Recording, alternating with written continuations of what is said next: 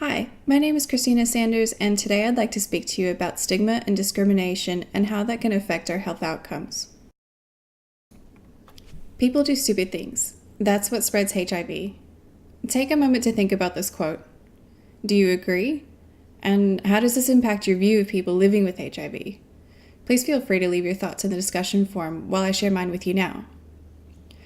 My first impression from this quote makes me think, if people doing stupid things spreads HIV, then people with HIV must not be very smart.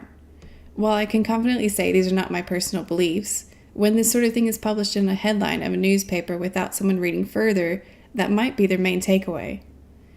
Just from this one example, you can see how easily stigma can be spread and lead to discrimination. This is why I think it's incredibly important to challenge our ideas of how we perceive people. I think we need to consider how our words can stigmatize others and how that can affect their mental and physical health. Let's take a look at Karan, for example. Karan's a young man who's been diagnosed with HIV in December of last year. He explains, "I was ashamed to be open about my condition due to fear of embarrassment and humiliation.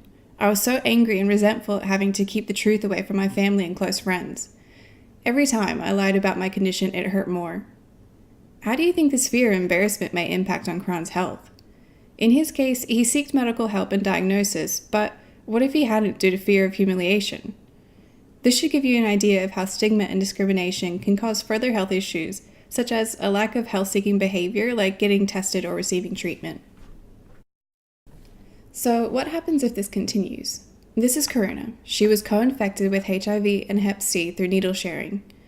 In her country of Mauritius, drug users cannot access treatment for Hep C, and at work she experienced frequent discrimination, but she stayed strong, and now she has a great job as a peer educator.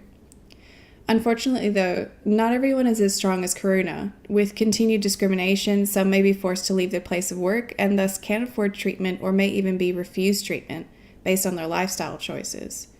With the knowledge of this behavior, some may choose not to seek testing, which may directly lead to unknowingly infecting others with HIV. So, many of you listening today are taking part in a course in the healthcare industry, which means, in one way or another, we want to help people. So, what are some ways we can ensure people feel comfortable to seek help? Well, it's important to behave non-judgmentally, to be open, responsive, and non-threatening to our clients or patients, and especially be mindful to those who are double disadvantaged, such as a drug user who is HIV positive.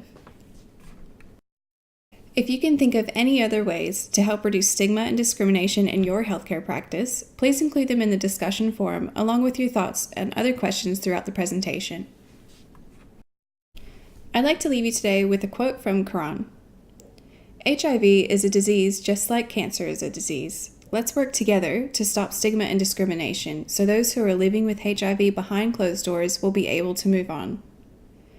Thank you for listening, and I hope this has helped to show the importance of reducing stigma and discrimination.